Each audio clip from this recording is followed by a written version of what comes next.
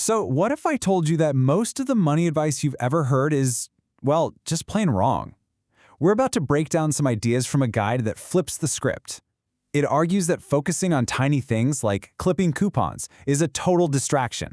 Instead, we're going to explore a completely different path to building wealth. Okay, let's start with a classic, the daily latte. We've all heard it a million times, right? Just skip the coffee and you'll save a fortune. But is that really the thing standing between you and financial freedom? According to the material we're digging into, the answer is a big, loud no. And this gets right to the heart of the whole philosophy. It's about ignoring what the author calls $3 questions, like whether to buy that coffee, and instead focusing all your energy on the $30,000 questions. We're talking about the big moves, the huge levers like negotiating a raise that can actually change your life. So let's really dig into this idea, which the author calls the latte lie. And look, it's not just about coffee. It's about a whole mindset and why a life built on extreme, painful frugality can be both miserable and, surprisingly, not even that effective. I mean, seriously, this is the kind of advice it leads to.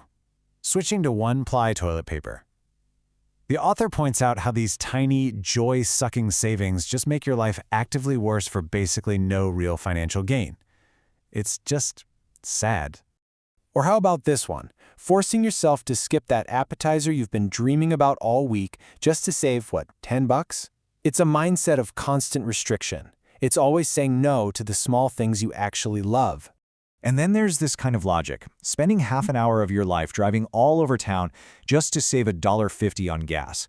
When you actually do the math, the return on your time and energy is just, it's terrible.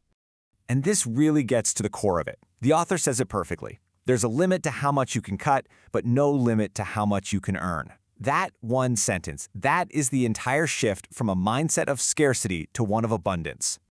Okay, so if cutting every little thing isn't the answer, what is? Well, this leads us to the alternative philosophy.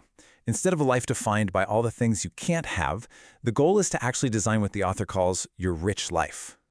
So what even is a rich life? It's not about just having piles of money. No, it's about being intentional. It means spending extravagantly on the things you absolutely love while being absolutely merciless and cutting costs on everything else you couldn't care less about. You know, it really boils down to a choice between two totally different mindsets. On one side, you've got the frugal mindset. It's all about restriction, limits, and what you can't do. But on the other side, you have the earning mindset, which is all about growth, possibility, and what you can do. All right, so this all sounds great, but how do we actually do it? The guide lays out a super clear playbook with 3 distinct paths to earning more money. Let's break them down.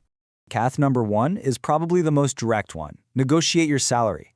Think about it. You're already showing up to work every day. Why not make sure you're getting paid for the full value you bring to the table? So let's just use an example from the guide. Say you negotiate a one-time $5,000 raise. You might look at that and think, okay, that's nice, but it's not going to change my life.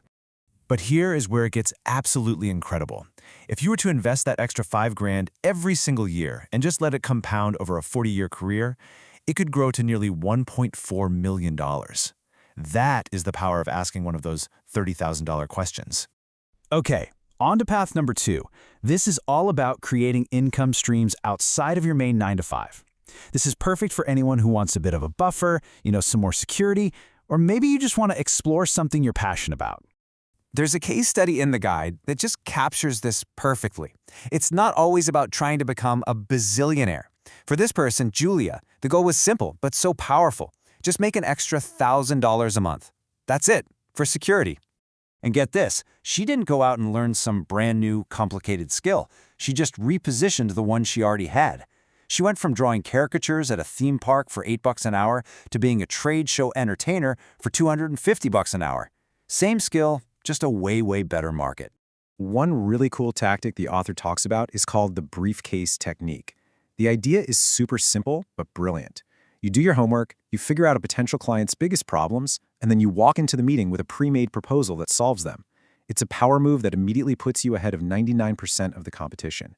And now for the third and most scalable path of all, starting an online business. This, my friends, is the real game changer. This is where you can finally, truly separate your time from the amount of money you earn. Now, this chart is super revealing. It lays out a bunch of different business models, and you can see a clear sweet spot right away. If you look for options that have really high profit potential but super low upfront costs, 2 just jump off the page: coaching and creating online courses. And I know what you might be thinking, but I'm not an expert. Well, the guide points to all these seemingly weird but super profitable courses. The key takeaway here is you don't need some mainstream boring idea. You just need to solve a specific problem for a specific group of people. So we've talked about the tactics, right? Negotiating, freelancing, starting a business. But it is so crucial to remember that the numbers themselves, they aren't the real goal.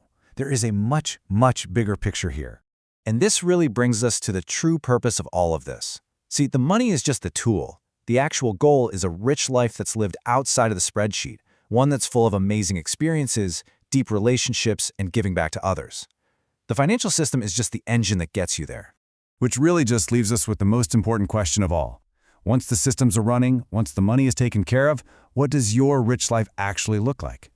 What would you do more of? That's the real question you've got to answer.